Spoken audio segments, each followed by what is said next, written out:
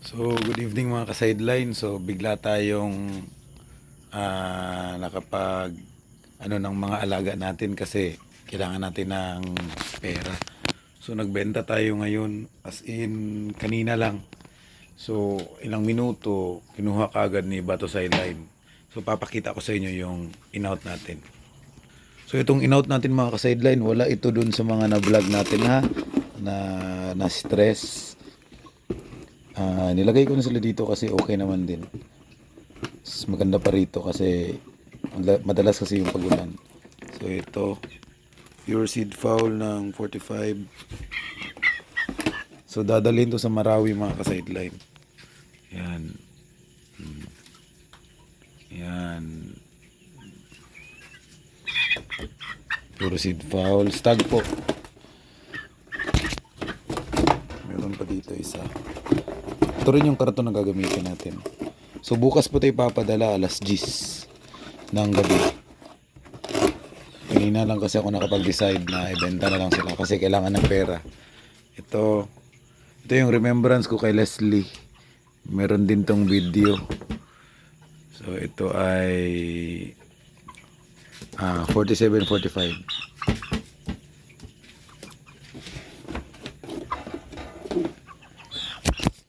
So sa Friday nasa Marawi na tong mga batang to. So, dito rin yung isa sa kabilang karton. Saan ba yun? Ito. Mas mainam sa karton mga ka-sideline kasi mainit. Yan, ito yung isa. Ito yung unang papisa natin na hindi talaga natin dapat i-out. Ang nag-breed nito ay kaibigan natin pero sa atin yung materialis. Wala kasi tayong time. So, dalawa lang yung napapisa namin sa J38 ni Busjo. Ito yung unang palabas. Yan. So, in-out namin to kasi kailangan namin ng pera. So, dito yan sila sa karton mga ka-sideline.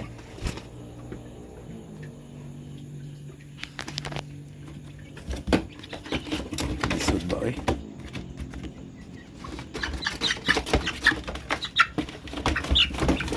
Saka sa karton kay sinipit. So, naka-karton lang po yan mga ka-sideline. Mas maganda pa yan dyan kaysa sa labas.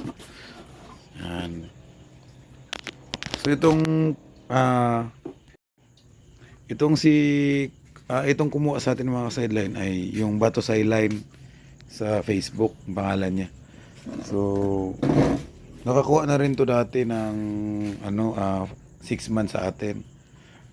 Kaso lang nadisgrasya yun, ganyan talaga yung mga manok na nadisgrasya.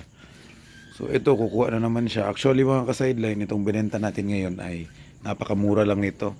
2.5 lang lahat ng gastos niya dito. 500 yung shipping.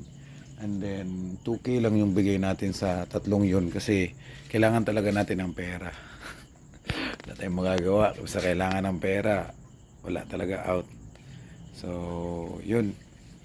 Bali yung iba na pinapagaling natin ay nandun. Magaling na yun yung sa last vlog natin. Bukas i-vlog ko para magkaroon ng update. Wala kasi tayong post sa ating YouTube channel. Busy kasi mga ka-sideline. So, sayang. Pero, yun nga, yung naiwan sa atin dito ay yung maliliit at saka yung hindi matapang. Yung pinamigay natin kay sir, may yun lahat.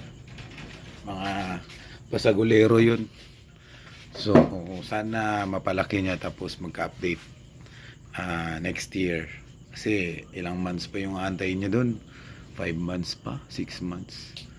So, meron na lamang kanina nag-check ako, meron pa akong 10 stag na maliliit. Ngayon, meron na lamang tayo 6, 7. Pero binigyan tayo ng regalo ni Bahandi Siamo kanina, yung kaibigan natin, yung nagbe-breed din, na minsan siya yung nagbe-breed ng alaga natin kasi nga busy tayo sa trabaho. So kanina binigyan na ako ng isang pair ng sarili niyang mixing. So soon, kapag sumikat yung mixing niya, magbebenta na rin tayo ng mixing niya. Pero ngayon yung mixing niya ginagamit na rin, pero dito lang sa amin, local lang. Bali yun ay kombinasyon ng secret lang.